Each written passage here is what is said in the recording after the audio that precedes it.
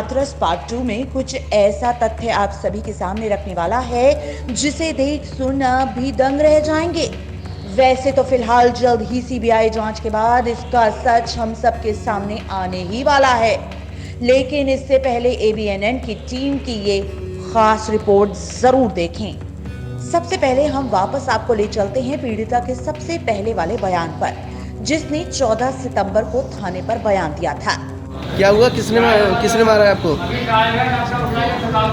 हाँ? किसने? और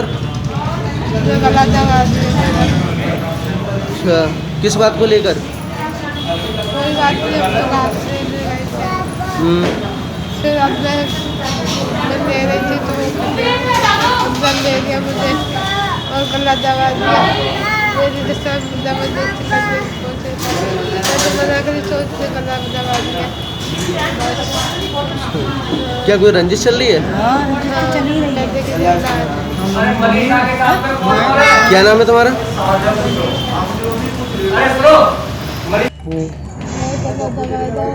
क्यों क्यों दबा दिया बताओ? हैं?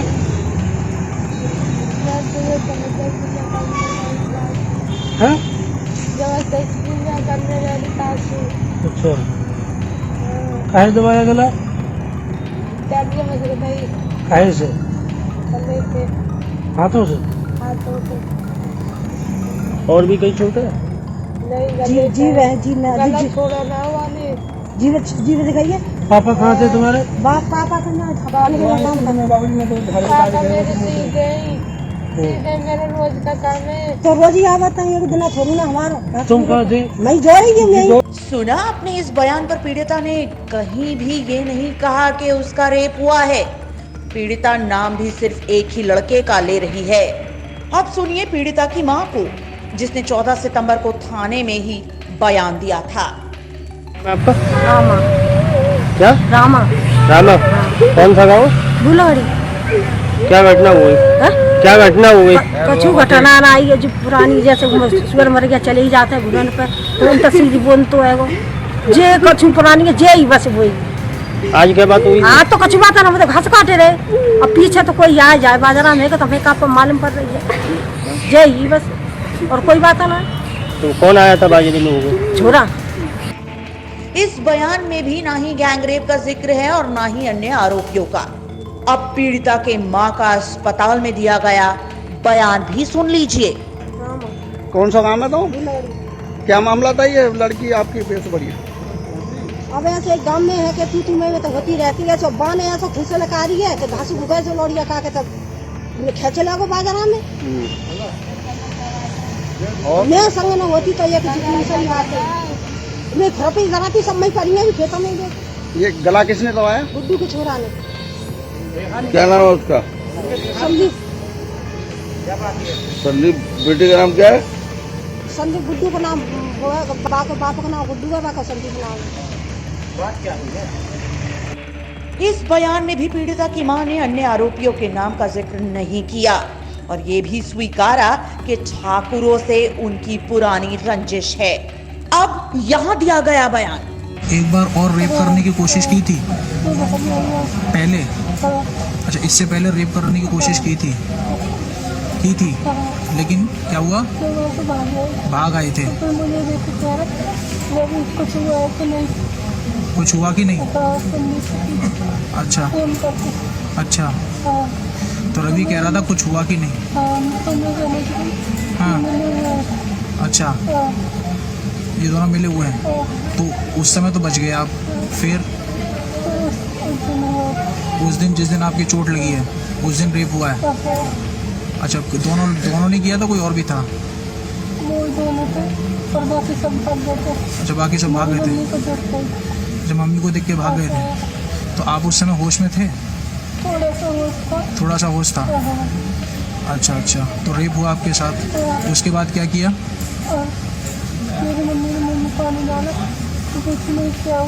इस दौरान मम्मी थोड़ा आगे चल के खेत में थोड़ा साइड में मम्मी घास काट रही थी, तो जो इकट्ठा करते समय जो बहन कर रही थी उसको पीछे से पहले तो उसका जो हाथ पकड़ा, हाथ पकड़ने के बाद उसका जो दुपट्टा पड़ा हुआ था उसको खचेड़ते हुए अंदर को लेके गए जो अपराधी हैं।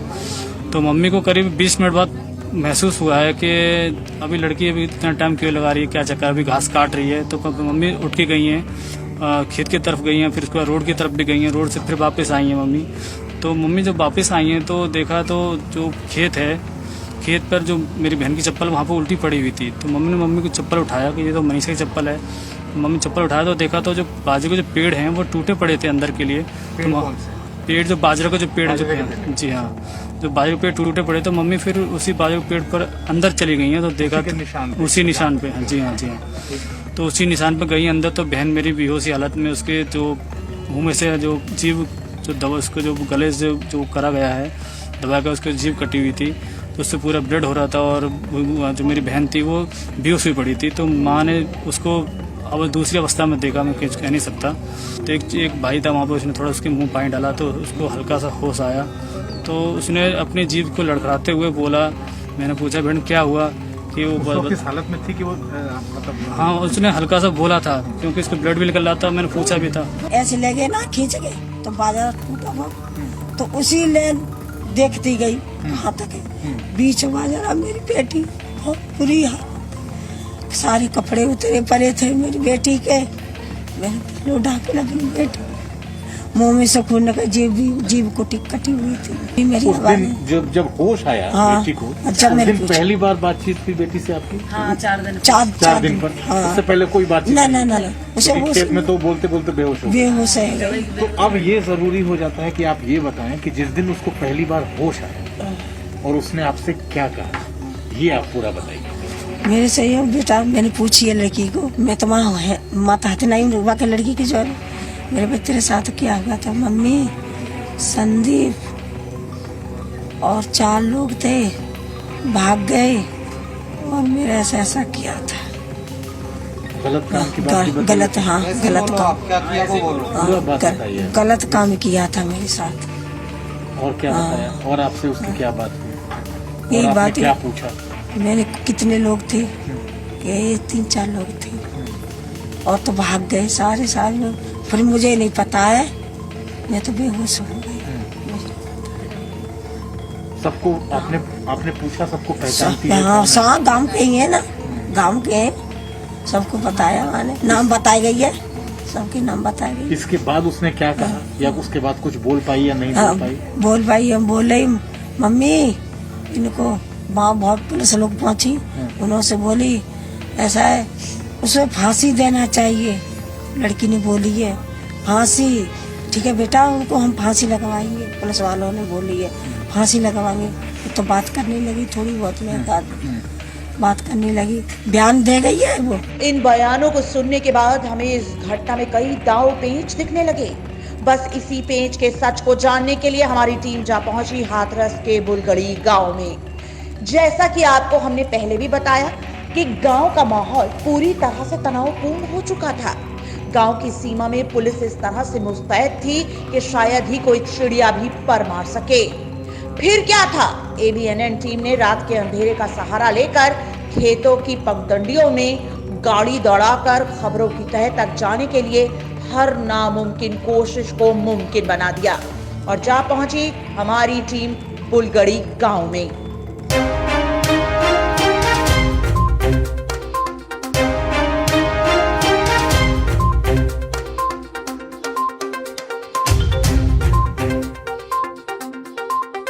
सुबह 8 बजे हमारी टीम खेतों के बीच घटना स्थल पर थी। ABNN टीम ने हर उस जगह का बारीकी से मुआयना किया जहां ये घटना हुई थी। इसके बाद हमारी टीम पीड़िता और आरोपी के परिवार से मिलने की कोशिश में लगी, लेकिन जैसे ही हम इनके घर पहुंचे, यहाँ गांव के 2 गुटों में कुछ इस तरह से झड़प हुई कि पुलिस वालों ने लाठीचार्ज कर दिया। इस दौरान हमारा कैमरामैन रोनित और संवाददाता प्रार्थना सिंह को भी थोड़ी बहुत मामूली चोटें आईं। अब हम थे आरोपी संदीप, रामू, रवि और लव कुश के घर में। वैसे तो माहौल इतना गर्म था कि आरोपी के घर में किसी भी मीडिया वाले को घुसने की हिम्मत नहीं थी। परिवार और गांव वालों का आरोप था कि मीडिया सिर्फ एक पक्ष की खबर चला रहा है, उनको कोई नहीं सुन रहा। माहौल इतना गमगीन था कि कहीं गुस्से में परिवार वाले हम पर हमला न कर दें। काफी देर तक बातचीत करने के बाद उन्होंने हमें इजाजत दी और उस दिन की घटना को हमारे कैमरे के सामने रखा। आइए तो हम रवि के भाई से बात करते हैं। आपको क्या कहना है कि रवि सच में बेगुनाह है या फिर वो ये निर्दोष फंसाए जा रहे हैं? इनका कोई इसमें घटना में लेना देना नहीं है। ये सारा राजनीतिक का झोल है। ये राजनीतिक दबाव में आके ये सारे काम हुए।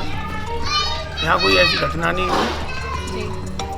पहले लड़की ने एक ही लड़के का नाम लिया था जो कि भतीजा लगता है वो मेरा, संदीप। हाँ। और उसके 10 दिन बाद 8 दिन बाद लड़की ने बयान चेंज करा है। ये राजनीतिक दबाव में आके बयान चेंज हो रहा है। यहाँ कोई ऐसी कोई घटना नहीं हुई। सारा कराया धराया माँ और बेटे का है। तो उसका गला घोटा था, उसकी हालत कैसी थी शुरुआत में? शुरुआत में कुछ हालत सही थी उसकी, और यहाँ से आराम से बैठ के गई है बाइक पर। थाने में पहुंची और मीडिया वालों के सामने बयान भी दिए उसने कि संदीप ने मेरा गला दबा दिया। कि मीडिया वाले ने और पूछा है कि और कुछ क्या, और कुछ नहीं, सर गला दबा। इस मामले में किसका हाथ लग रहा है आपको? अगर आपके भाई का हाथ नहीं है इसमें तो ये राजनीतिक, ये हाथरस जो राजनीति कर रहे हैं, सांसद दिलेर और राजीव दिलेर नाम है उनका, और ये मंजू दिलेर, इनका ही, इनमें सारा कुछ इनका ही झोल लगा रहा है। इनके ही दबाव में आके सारा काम हुआ है। तो आइए अब हम बात करते हैं संदीप की चाची से। आपका क्या कहना है, संदीप बेगुनाह है या उसने सच में उसका रेप करा, उसे मारने की कोशिश? बेगुनाह है संदीप। बेगुनाह है। हाँ, कोई रेप नहीं किया है। ये सब मंजू दलेल के दबाव में आके किया जा रहा है। हमारे चारों बच्चे बेगुनाह हैं। मंजू दलेल कौन है? ये सांसद की बेटी है, राजीव सांसद की बेटी है। हमारे चारों बच्चे बेगुनाह हैं। अच्छा। और संदीप का नाम लिया जा रहा है कि संदीप है। संदीप उसका भाई भी तो है। हाँ। है? अब एक ये तो क्लियर बताओ संदीप कौन सा है? हाँ। उसका भाई भी तो हो सकता है। उसके भाई ने उसकी माँ ने मारा है, और वो जांच करवाओ। जब जांच करवाओ वो निकले, गुनाह निकले, तो हमारे को फांसी दिलवाओ। हमारे बच्चों संदीप उस वक्त कहाँ था? घर पे था वो। पड़ोसी ने देखा वो क्या कर रहा था? गायों को हम पड़ोसी यही देखा, हमने घर पे था, काम कर रहा था। ऐसे ही बात है कि सड़क के सहारे मतलब हमारी गैया और वो बंद रही हैं। तो आपको मेरो राजवती है। आप क्या लगती हैं? मैं हमारो नाती है लगती है। अच्छा। हाँ। रवि की मम्मी है ना, रामू की तो नाती लगतो है। अब सड़क पे हजारों लोग जाते हैं सवेरे से सामने। अब उनने ही देखो है बाप मई है, बाप पिताजी मई है बैठो है, और हम न्यार फार कर रहे हैं, हमने देखो है। तो अपे पोए जाएंगे रहने, सवेरे का टाइम है, अपे न्यार पानी डाल रहे हैं, कोई प्यार हो कोई कचू करो, हाथ सब कर रही है। एक रामू चिल्लर पे बाबा का रामू चिल्लर पे। संदीप भी नहीं घर पे रहता था, संदीप भी दिल्ली रहता था, कोरियल का काम बाद आया हुआ है। संदीप 10-5 दिन पहले ही आया दिल्ली से। उसके पाँव पे बाइक गिरी थी, चोट लग गई, तो उसके पाँव में घाव हो गया थोड़ा सा, उसकी दवा चल रही थी यहाँ। तो संदीप खेत पे गया ही नहीं? नहीं गया, तो इसलिए वो घर पे था। संदीप नहीं, वो दिल्ली रहता है कोरियल के सामने। तो संदीप का ही नाम लिया था। तो मनीषा ने संदीप का नाम लिया। मनीषा का भाई तो भी है संदीप। मनीषा का भाई तो है संदीप। जांच करी जाए, कौन सा संदीप? जांच कराओ। अच्छा, जांच के लिए तैयार है। सीबीआई जांच हो रही है। हाँ। क्या सही है? सही, बिल्कुल सही, करवाओ। हम तो चाह रहे क्योंकि निर्दोष बच्चा फंस रहे, वो सच्चाई तो गार आवेगी। दूध को दूध, पानी की पानी। हाँ, सच्चाई तो गार आवे। जो जांच करनी है बेशक करवाओ बेधड़क। हम राजी हैं, जांचने राजी हैं। सब सीबीआई जांच राजी हैं हम, सीबीआई जांच राजी हैं हम, और नार्को जांच राजी हैं। दोनों जांच राजी हैं हम। वो होनी चाहिए। हाँ, होनी चाहिए। जब बेगुनाह बच्चा फंस रहा है तो जांच होनी चाहिए दोनों परिवारों की, लड़की वालों की और लड़के वालों की। लड़की वालों के सब मीडिया और सब सुन रहे हैं, लड़के वालों की कोई नहीं सुनना। और सुन भी जाते हैं तो एक आध बात तो उसे डालते नहीं है, सबको छिपा जाते हैं, और लड़की वालों की सबरी डाली जा रही है।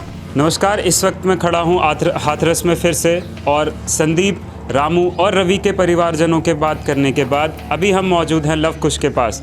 बता दूं मैं आपको कि लव कुश वही शख्स है जिसने सबसे पहले पीड़िता को पानी पिलाने की कोशिश की थी और उसकी मदद करने की भी कोशिश की थी, लेकिन उसके बावजूद वो आज जेल में है।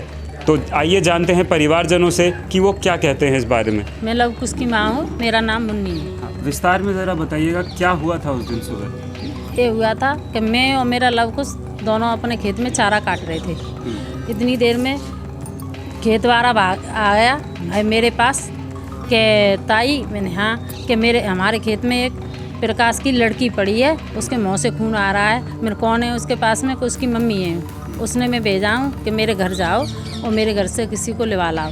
तो छोटू आया है घर पे ले आने के लिए कि उसके भाई से बोला है कि भाई तेरी बहन खेत में मेरे में पड़ी है, मुँह से खून आ रहा है, तेरी मम्मी ने भेजा हूँ। तो वो आया है, तो वो उसका भाई फिर गया नहीं है यहाँ से, फिर आया है वो वापस दोबारा कहने के लिए, तो फिर भी नहीं गया है। जब 3-4 बार कह गया है, जब वो उसके पास पहुँचा है, हम उसके पास पहुँचे तो देखे तो उसकी बहन बाबे पड़ी है ज़मीन पे और उसकी माँ चारा काट रही है। तो मनीषा, हाँ। और थोड़ी देर पहले उसका भाई चारा लेके घर को आ गया, गठरी लेके। इतनी देर में फिर और काफ़ी लोग जुड़े हैं वहाँ पे। तो मैंने बोला अपने बेटे से, मैंने बेटा तू पानी ले आने किसी पॉन्थन में। तो मेरा बेटा गया है वहाँ से पॉन्थन में पानी लाया, उसने पानी ला के दिया है कि लो भाभी इसे पिला दो पानी से। इतनी बात में उसका भाई उठा करके वहाँ से हाथ से पकड़ के और सड़क तक लेके आया है, फिर वहाँ से थाने को ले गया है। उसका भाई उसकी बहन थाने को ले गया है और आगे कुछ मालूम नहीं है। जब हल्ला हुआ नहीं, कुछ बया नहीं है, तो मारी किसने? उसके भाई ने, उसकी बहन भैया ने मारा है, उसकी माँ ने, उसके भाई ने मारा है। तो आप पूरे दावे के साथ कह सकते हैं हाँ, कि उसके जब लड़की यूँ कह रही है कि संदीप ने मारी हूँ, मैं संदीप ने मारी हूँ, तो उसके भाई ने मारी है संदीप ने।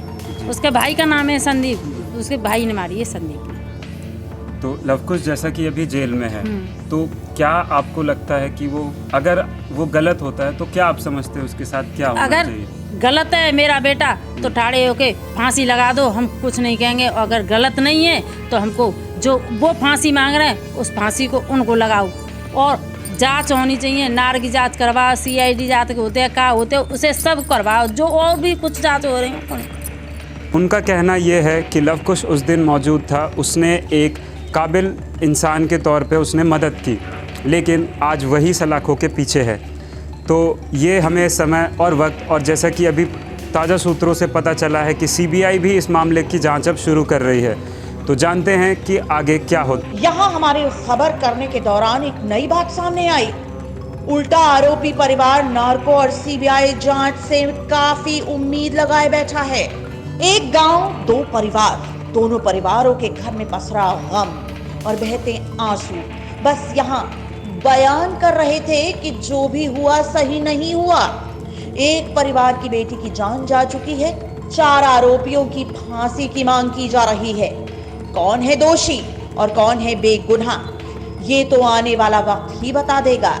हाथरस के सच पार्ट 3 में हम आपको सीधा ले चलेंगे गांव वालों के पास और पीड़िता के घर में, जिसने ABNN टीम के सामने कुछ ऐसा तथ्य रखा जिसे सुन आप लोग भी दंग रह जाएंगे। आप देखते रहिए ABNN न्यूज।